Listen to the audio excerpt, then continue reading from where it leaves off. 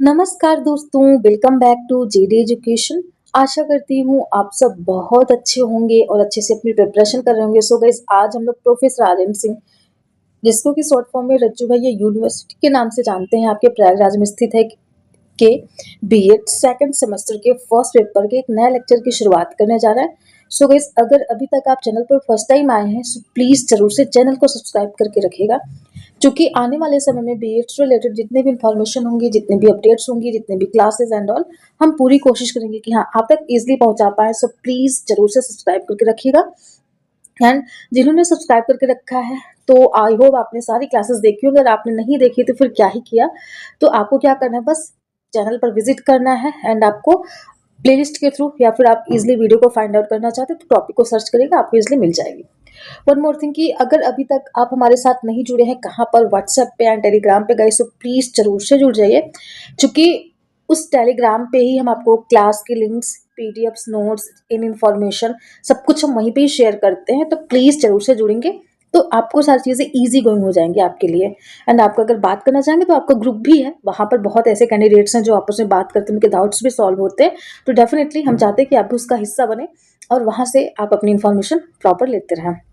And one more thing कि हाँ, आप जो है, आपका जो 10th फैब से है ना, आपका जो BEd 27 sorry BEd 26 and 28 session का जो फॉर्म है वो आउट होने जा रहा है। तो आपके जो भी रिलेटिव्स होंगे, जो भी दोस्त होंगे या फिर कोई भी होगा जिनको भी बीएड करना होगा, तो क्या करना है, सिंपल सा आप उनको बताइएगा, उनका फॉर्म फिलअप करवाइएगा एंड आप हमारे थ्रू अगर चाहें तो एडमिशन भी ले सकते हैं। आप जैसा कि देख सकते हैं फीडबैक हमारा अपलोड है, बच्चों ने दिया है। तो अगर आप हमारे थ्रू एडमिशन लेते हैं तो आपको ईजिली क्लासेस का एक्सेस, नोट्स वगैरह, एंड हम आपको प्रॉपर वो सारी फैसिलिटीज़ देते हैं जो कि आप खुद चैनल पर विजिट करके देखेंगे, हम अपने मुंह से क्या ही बोले, तो आपको सारी फैसिलिटीज़ भी मिलेंगी। तो ज़रूर से आप फॉर्म फिलअप करें। एंड आपको अगर हमसे बात करनी होगी ना, तो हमारा जो चैनल है ना उसमें हमारा कॉन्टैक्ट नंबर भी है, तो आप उस पर कॉल करके हमसे कॉन्टैक्ट भी कर सकते हैं। आपकी फ़ी क्या होगी, आपको क्लासेस लेना है कि नहीं लेना आपको। वैसे तो हमारे साथ अगर आप जुड़ेंगे तो आपको क्लासेस नहीं लेनी होंगी, आपको कोई प्रैक्टिकल वाइवा ऐसा कुछ करने की ज़रूरत नहीं होगी, आपको सब कुछ ईजिली मिल जाएगा। तो प्लीज़ अभी से आप अपना प्रॉपर फोकस बना करके अपने एक फॉर्म फिलअप करें। एंट्रेंस एग्जाम देखिए, एंट्रेंस एग्जाम के टाइम पे अगर आई होप मेरे पास टाइम रहेगा तो डेफिनेटली हम आप लोग के लिए क्लासेस भी ले आएंगे, एंट्रेंस एग्जाम की प्रिपरेशन भी करवाएंगे। तो बहुत कुछ हमने सोच के रखा है। Let's see what would be going to happen in future and best of luck. आपका रिजल्ट भी 15 से 20 फैब के बीच में आने वाला है फर्स्ट सेमेस्टर वालों का, तो बहुत कुछ अच्छा होने वाला है हमारे साथ भी, आपके ही साथ भी। इस तरीके से हम लोग क्या करना है, बस हमें आपको इन्फॉर्म करते रहना और आपका क्या काम है, बस एक लाइक जरूर से करेगा, शेयर करेगा, सब्सक्राइब जरूर से करेगा और जिनको इनकी नीड होगी प्लीज उन तक जरूर से पहुंचाइएगा। क्योंकि अगर हम खुद का बेनिफिट देखेंगे तो नहीं, अगर हम अपने साथ साथ अगले का भी देखेंगे तो डेफिनेटली हम एक अच्छे लाइक नागरिक की हमारी पहचान होगी, फिर हम एक प्रकार से बोल सकते हैं कि हमारा डेवलपमेंट भी हो पाएगा। इस तरीके से आइए, इसी पॉजिटिव अफर्मेशन के साथ हम लोग अपनी क्लास की शुरुआत करते हैं। एंड लेक्चर स्टार्ट करने से पहले want to say thank you all guys, because ना you guys supporting too much. Thank you so much guys, thank you so much for your love, for your support. ऐसे भी लोग एक दूसरे का सपोर्ट करते रहेंगे और आगे बढ़ते रहेंगे। इन फ्यूचर आई बी देवा फॉर यू गाइज ओनली। हम आप लोगों के लिए हमेशा रहेंगे, बस अपना सपोर्ट आप बनाए रखिएगा। इस वीडियो के डिस्क्रिप्शन में हम आपको व्हाट्सएप एंड टेलीग्राम के चैनल का लिंक दे देंगे, आप इजिली हमारे साथ जुड़ सकते हैं। आइए हम लोग अपने लेक्चर की शुरुआत करते हैं। जैसा कि आज का हमारा जो टॉपिक का नेम है वो क्या है कि movement for compulsory education in India, मतलब कि भारत में अनिवार्य शिक्षा का आंदोलन, मतलब शिक्षा को अनिवार्य कर दिया गया कि भैया it's your compulsion, you have to take education या फिर you have to give your education. आपको एक पेरेंट्स होने के नाते, टीचर होने के नाते या फिर एक प्रकार से श्रेष्ठ नागरिक होने के नाते आपका ये कर्तव्य है कि आप बच्चों को शिक्षा दें। और एक बच्चा होने के नाते, एक लर्नर होने के नाते, एक स्टूडेंट होने के नाते आपकी भी रिस्पॉन्सिबिलिटी है कि आप अर्जित करें। तो इस तरीके से इसके लिए क्या क्या आंदोलन किए गए, क्या क्या रिफॉर्म्स हुए, क्या क्या मूवमेंट हुआ, तो आइए इसी की हम लोग बिल्कुल चर्चा करेंगे। तो आइए हम लोग अपने लेक्चर की शुरुआत करते हैं। सबसे पहले हम इसके कॉन्सेप्ट्स को देखेंगे कि हाँ इसकी क्या अवधारणा रही और क्यों इसको एक प्रकार से आंदोलन के रूप में जाना गया, क्या क्या इसके रीजन हो सकते हैं। आइए बिल्कुल हम लोग इसी की चर्चा करते हैं। So compulsory education is an education policy, मतलब जो कंपल्सरी एजुकेशन में जो एक अनिवार्य शिक्षा है इज एन एजुकेशन पॉलिसी, एक क्या है, एक शिक्षा नीति है, एक शैक्षिक नीति है। एंड सोशल मूवमेंट, एक सामाजिक परिवर्तन है यार। है ना, आप इसको मूवमेंट भी, परिवर्तन, फिर आंदोलन भी कह सकते हैं इस पर्सपेक्टिव से, under which the state assumes the legal responsibility of ensuring that every child of a specified age group receives free and compulsory schooling irrespective of caste, class, gender and religion। मतलब कि जो अनिवार्य शिक्षा है एक ऐसा प्रकार से, एक ऐसी नीति है, एक ऐसी शैक्षिक नीति है जिसमें क्या होता है कि एक जो राज्य होता है वो अज्यूम द लीगल रिस्पॉन्सिबिलिटी, यह कानूनी दायित्व बनाता है कि इंश्योरिंग दैट एवरी चाइल्ड, की उस राज्य का प्रत्येक बच्चा वो शिक्षा को ले सके, specified age group receive free, मतलब एक निर्धारित आयु वर्ग का, जैसे 1 से लेकर के 18 साल, सॉरी 1 से लेकर के 14 साल तक के बच्चों के लिए कंपल्सरी एजुकेशन की बात करते हैं ना हम लोग, 1 से लेकर के 14, है ना, 14th ईयर्स की, तो उनके लिए भैया एक एज निर्धारित करी गई है कि उनको क्या करना है, फ्री एंड कंपल्सरी स्कूलिंग, कि उनको हमें फ्री एंड प्रकार से कंपल्सन कर दिया कि आपकी स्कूलिंग फ्री में होगी, आपको कोई पैसे नहीं देने की जरूरत है। उसके बाद irrespective of caste, class, gender and religion, कि जिसमें क्या होगा कि इसमें प्रत्येक बालक बालिका, वो भी किसी भी जाति के हों, किसी भी वर्ग के हों, या फिर उनका कोई धर्म हो, उससे हमें कोई लेना देना नहीं, बिना किसी भेदभाव के, है ना, उसमें हमें भेदभाव नहीं करना है, उनमें कोई डिस्क्रिमिनेशन नहीं करना है, उसके थ्रू हमें क्या करना है, जो एजुकेशन है ना उसको बच्चे को प्रोवाइड करना है। It is based on the belief that education is not charity. इनका कहना है कि यह उदाहरण इस विचार पर आधारित है कि इस एजुकेशन इज नॉट चैरिटी, मतलब शिक्षा दान नहीं है, ये हम किसी को दान नहीं दे रहे। अगर ये मतलब मैं आपको ये लेक्चर प्रोवाइड करती हूँ, इसका ये बिल्कुल मतलब नहीं कि मैं आपको दान कर रही हूँ, just I am also learning and you guys also learning, बस इतना ही हमारा आपका लाइक एक प्रकार से कह सकते हैं कि संबंध है, आप भी सीख रहे हैं और हम भी सीख रहे हैं। That the progress of democratic society depends on an educated citizen, मतलब कि ये हमारा एक क्या है, इस डेमोक्रेटिक सोसाइटी का मतलब एक जो गणतंत्र, हमारा गणतांत्रिक राज्य है, गणतांत्रिक समुदाय है, गणतांत्रिक समाज है ना, ये हम एक एजुकेटेड, हाँ, एजुकेटेड सिटीजनरी, मतलब एक अधिकार के रूप में हमारा एक अधिकार है कि हम शिक्षा को प्रोवाइड करें और हम उसको अर्जित भी करें। ये हमारा एक प्रकार से ये हमारी नागरिकता है, सिंपल सा, ठीक। इसमें हमें कोई भेदभाव या फिर ऐसा कुछ करने की जरूरत नहीं है। फिर अगला हम देखते हैं इसके फिलोसफिकल एंड सोशल बेसिस, मतलब शिक्षा के दार्शनिक एवं सामाजिक आधार। इस पे क्या है कि डेमोक्रेटिक फिलोसफी, जो हमारी यानी कि जो हमारी लोकतांत्रिक दर्शन है, किसको, एजुकेशन फॉर ऑल, कि ये शिक्षा सबके लिए है, इसकी बात करता है। वहीं पर अगर हम बात करते हैं ना ह्यूमनिस्टिक अप्रोच की, मीन्स जो मानवतावादी क्षेत्र है या मानवतावादी उपागम है, ये किसकी बात करता है कि डेवलपमेंट ऑफ फुल पर्सनैलिटी, कि किसी भी व्यक्ति के व्यक्तित्व का संपूर्ण विकास, मीन्स उसके होल डेवलपमेंट। और यहाँ पर अगर देखा जाए ना तो जो ह्यूमनिस्टिक अप्रोच है ना, ये इंडिविजुअलिटी पर फोकस करती है, ठीक। मतलब हर एक इंडिविजुअल की क्या है, रिस्पॉन्सिबिलिटी है कि उनका डेवलपमेंट हो, और हर एक इंडिविजुअल का ये भी रिस्पॉन्स है कि हम उनको, हमारी रिस्पॉन्सिबिलिटी कि हम उनको शिक्षा प्रोवाइड भी करें। तो इसकी, और अगर बात करते हैं फिर next, social justice and equality, इसमें क्या आता है, सोशल जस्टिस एंड इक्वालिटी की जब बात करते हैं, सामाजिक न्याय और समानता की जब बात करते हैं, तो वहाँ पर हम लोग नेशनल इंटीग्रेशन की, हमारी अपनी एक प्रकार से ना नेशनल, राष्ट्रीय एकता की बात करते हैं। अगर हम समाज में सबको न्याय देंगे, सबको समानता का, सबके लिए समानता का भाव हमारा होगा, तो डेफिनेटली हमारा जो राष्ट्र है वो एकता के सूत्र में बंधेगा और हम सब एक साथ रह के आगे बढ़ेंगे। तो यही इसका सामाजिक और दार्शनिक और क्या कहते हैं, ह्यूमनिस्टिक, यानी कि जो मानवतावादी अप्रोच है ना, इसकी बात करता है। So this compulsory education is both a moral and a political necessity. अगर हम बात करते हैं कंपल्सरी एजुकेशन की, तो ये क्या है, ये मोरल यानी कि नैतिक भी है और पॉलिटिकल नेसेसिटी, और ये हमारी प्रकार से राजनीतिक या फिर हमारी संवैधानिक या फिर हमारी एक प्रकार से कहते हैं हमारा मूल क्या है, ये हमारी आवश्यकता है, ये हमारी नीड है। और इसी के थ्रू हमारे यहाँ बहुत सारे आंदोलन हुए और जिसके तहत हमें शिक्षा प्राप्त करना, शिक्षा अर्जित करना या शिक्षा प्रोवाइड करना, ये हमारा एक दायित्व बन चुका है। आई होप आपको समझ में आ रहा होगा। गाइस, जहाँ पे भी कोई डाउट आएगा, कोई भी क्वेश्चन आएगा, डेफिनेटली आप हमें कमेंट में भी अपनी राय ज़रूर से दीजिएगा। कीजिएगा। I would love to solve your queries and all. Okay, next हम लोग चलते हैं कि need and justification of compulsory education means अनिवार्य शिक्षा की आवश्यकता एवं औचित्य। अब इसके क्या क्या औचित्य बनते हैं, मतलब क्या क्या इसका दायित्व तो बनता है ना, और क्या क्या क्यों इसकी आवश्यकता हमें होती है। सबसे पहला, रिमूवल ऑफ मॉस लिटरेसी, मतलब जो व्यापक रूप से निरक्षरता परिव्याप्त है, जो व्याप्त है, उससे हमें उससे छुटकारा दिलाना है, उसका उन्मूलन करना है।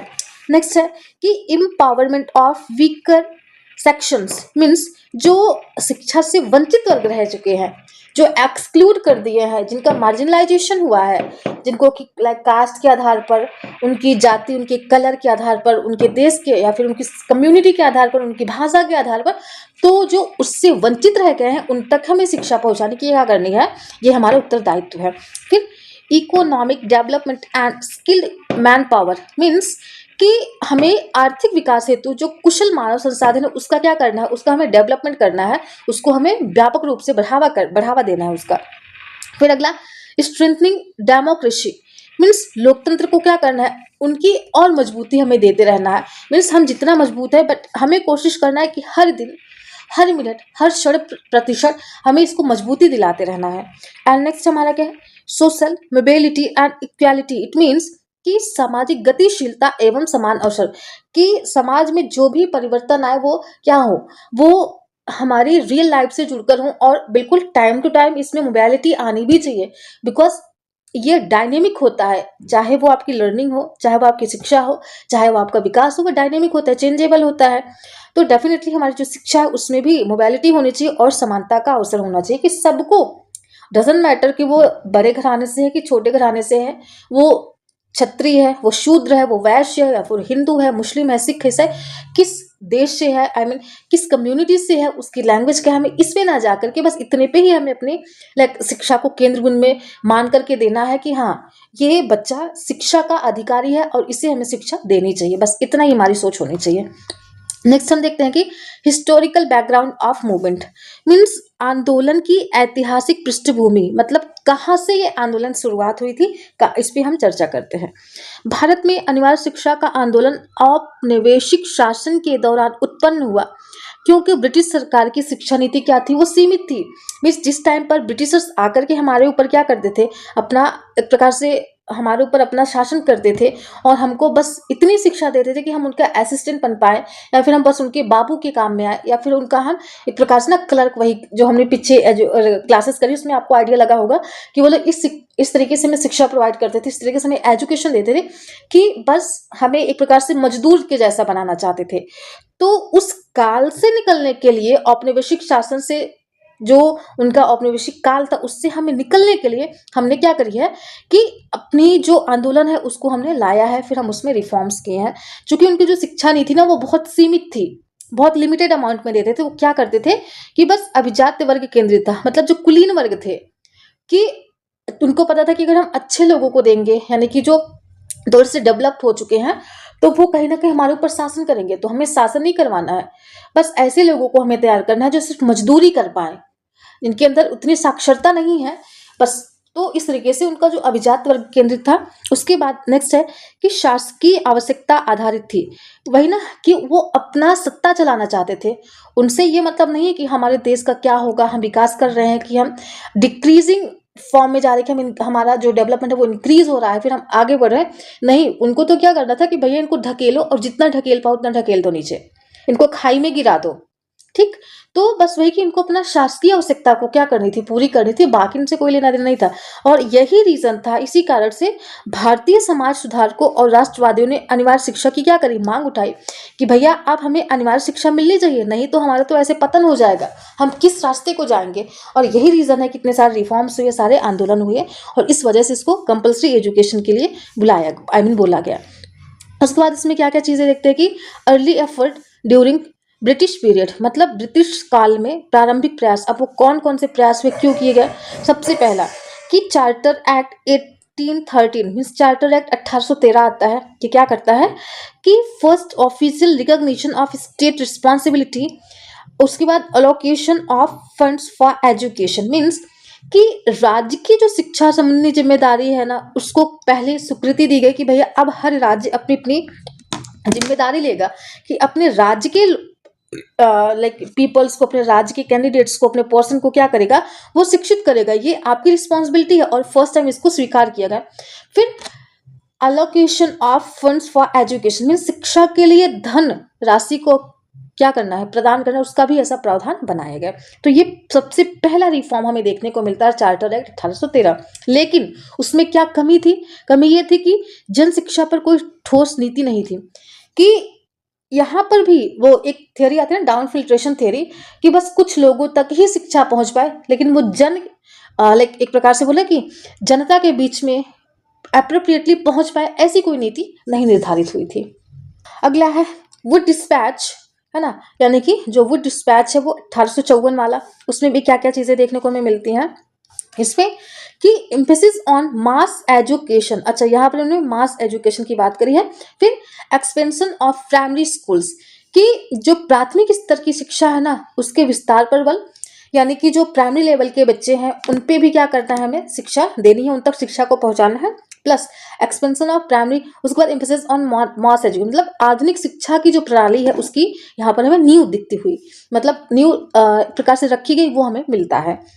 इसके बाद इसमें क्या कमियां थी कि compulsory education was suggested but not enforced, मतलब इसको क्या किया कि इन्होंने बस सजेस्ट कर दिया कि भैया प्राथमिक लेवल के स्टूडेंट्स को शिक्षा देनी चाहिए, और जो शिक्षा प्रणाली है उसमें थोड़ी सी आधुनिकता आनी चाहिए, बस इन्होंने सजेस्ट करा, लेकिन इसको इन्फोर्स नहीं करा, मतलब इसका एप्लीकेबल नहीं बनाया। अभी ये इसका इम्प्लीकेशन नहीं हो पाया था। तो इस तरीके से अगला देखते हैं, नेक्स्ट हमारा क्या है कि अच्छा अगला Gopal Krishna Gokhale and the national development national demand, मतलब कि गोपाल कृष्ण गोखले और राष्ट्रीय आंदोलन, इसका महत्वपूर्ण रोल हमें देखने को मिलता है। आइए हम लोग इसको चर्चा करते हैं। सो गोखलेस कंपल्सरी एजुकेशन बिल 1911। अब इसमें गोखले जी के द्वारा मतलब क्या क्या चीजें हमें देखने को मिलती है, इसमें क्या क्या रिफॉर्म्स हुए, इस बार इसको देखते हैं।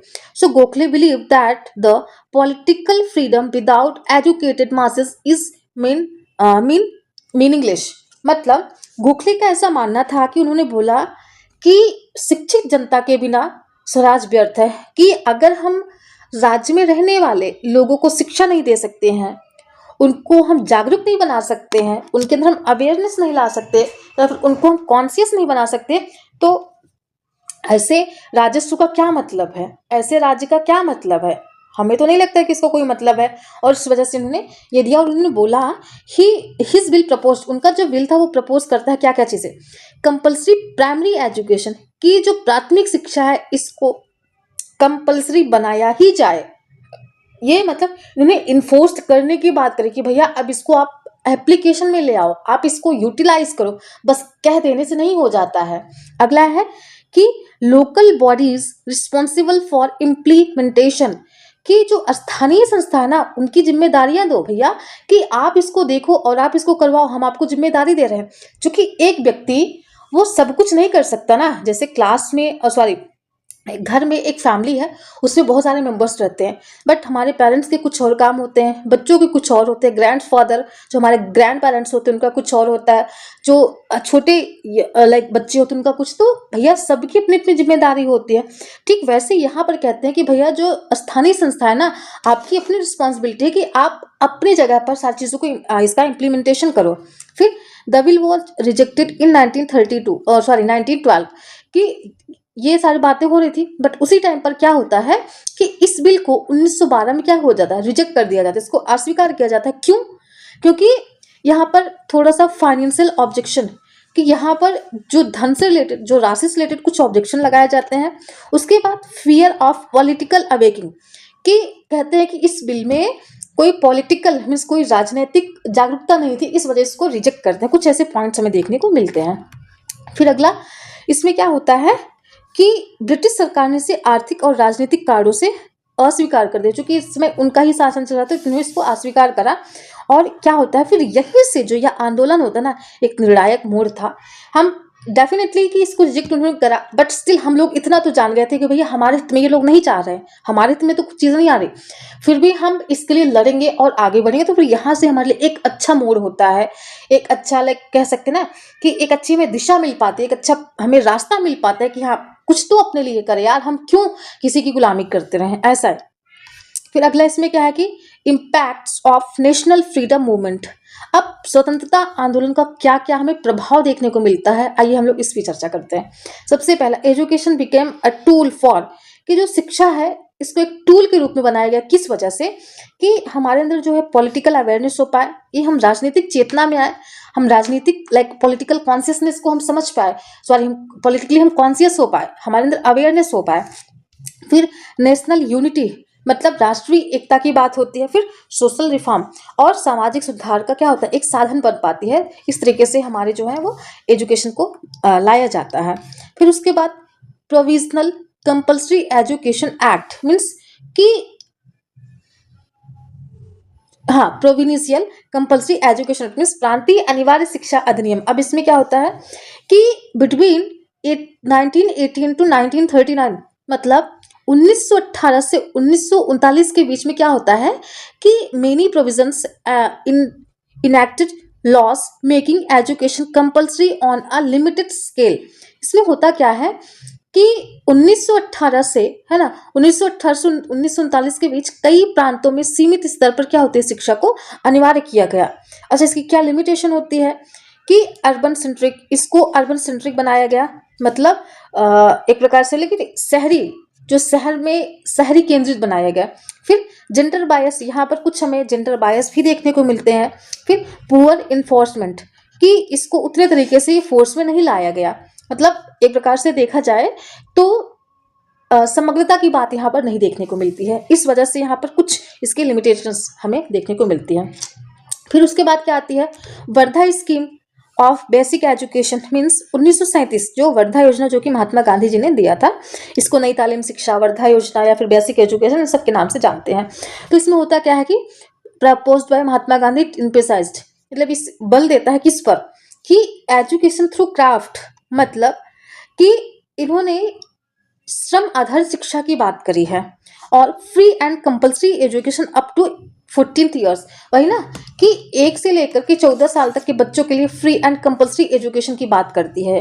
फिर सेल्फ रियलाइजेशन, मतलब या फिर सेल्फ रेजिलियंस, हाँ, मतलब आत्मनिर्भर आधारित शिक्षा की, जैसे आज के टाइम पे पीएम मोदी बात करते हैं कि आत्मनिर्भर भारत की बात करते हैं, वही सेम चीज कि हम आत्मनिर्भर बने, हमें किसी के सामने हाथ ना फैलाने की जरूरत पड़े, हमें इस तरीके से अपनी शिक्षा को क्या करना है, जन जन तक प्रोवाइड करना है।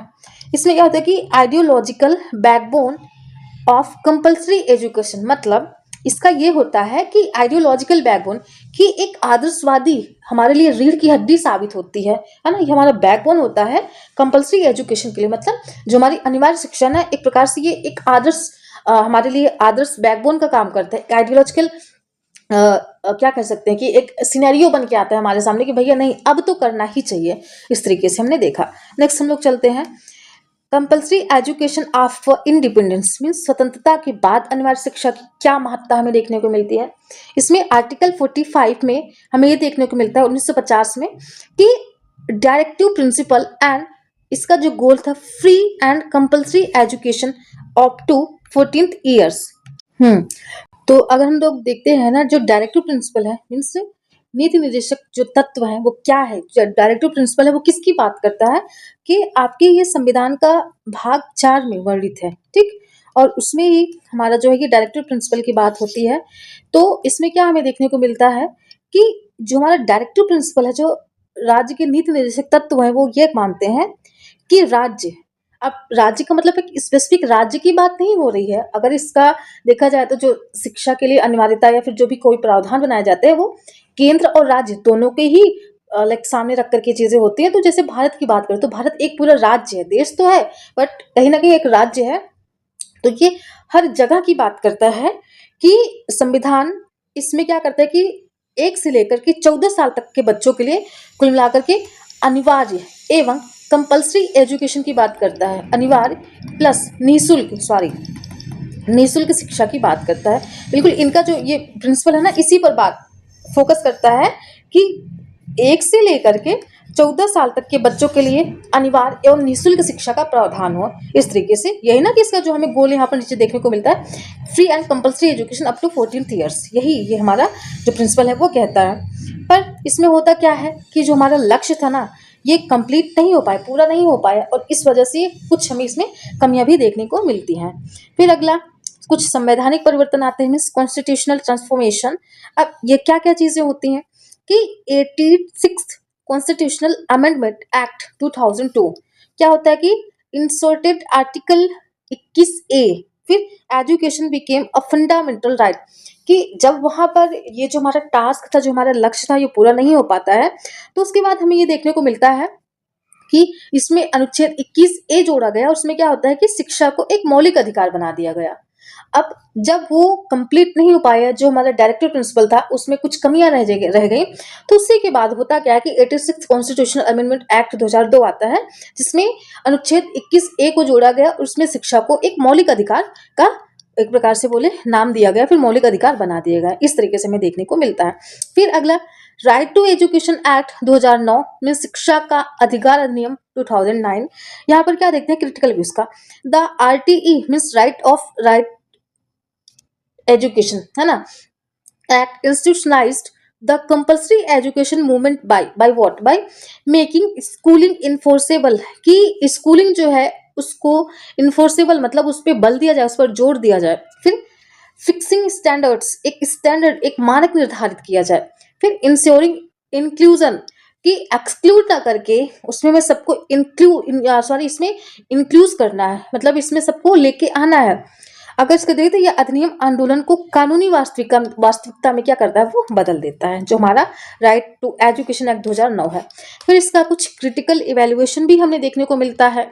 इसमें क्या क्या चीजें देखने को मिलती हैं, मीन्स वही ना कि आंदोलन का समालोचनात्मक मूल्यांकन, कि इसमें achievements, legal guarantee, expansion of access, social inclusion, limitations, quality deficit, drop out rates and teacher storage. तो मतलब ये सारे मूल्यांकन में हमारे जो टॉपिक्स हैं वो निकल के आते हैं।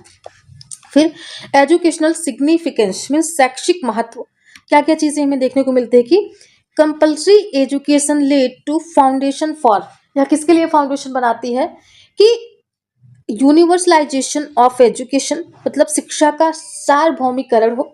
फिर इंक्लूसिव ग्रोथ मीन्स समावेशी विकास हो। फिर नॉलेज सोसाइटी, मतलब ज्ञान जो है वो समाज की क्या करेगी, एक नींव रखेगी। शिक्षा जो है वो समाज को एक दिशा प्रदान करेगी कि हम समाज में रहकर अच्छा कर पाएंगे और बच्चों को सिखा पाएंगे और एक अच्छे समाज का निर्माण भी हो पाएगा।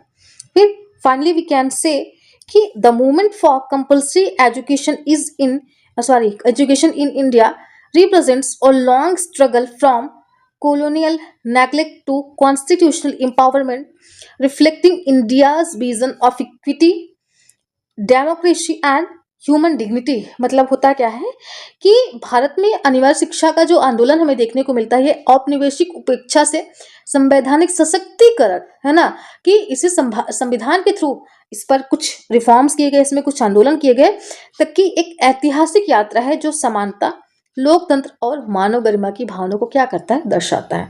तो गाइज ये रहा आज का लेक्चर। आई होप आपको जरूर से पसंद आएगा। एंड यस, फिर आगे हमें यही बस बोलना है कि थैंक्स फॉर वॉचिंग। आप लोग सच में बहुत सपोर्ट करते हैं गाइज, तो thanks for watching and thank you so much. बस ऐसे में एक दूसरे का सपोर्ट भी करना है। इसी के साथ साथ अब आपका क्या उत्तरदायित्व, तो जैसे हमने यहाँ पर लाइक जो देखा ना कंपल्सरी एजुकेशन को एक प्रकार से कंपल्सरी किया गया, वैसे आपके लिए भी कंपल्सरी है कि क्या करेंगे, प्लीज़ एक लाइक जरूर से करिएगा एंड अपना कमेंट भी करिएगा, शेयर करिएगा उनको जिनको इनकी नीड होगी, एंड सब्सक्राइब करना तो ज़रूर से करना ही होगा। आई मीन आपको सब्सक्राइब करना कहाँ ही भूलना है। एंड इस तरीके से क्या करना है, बस let's learn together and enjoy learning. And thank you so much for today, it's all about, and we will meet in next video. तब तक के लिए अपना ध्यान रखिएगा। Thank you so much guys, thank you so much.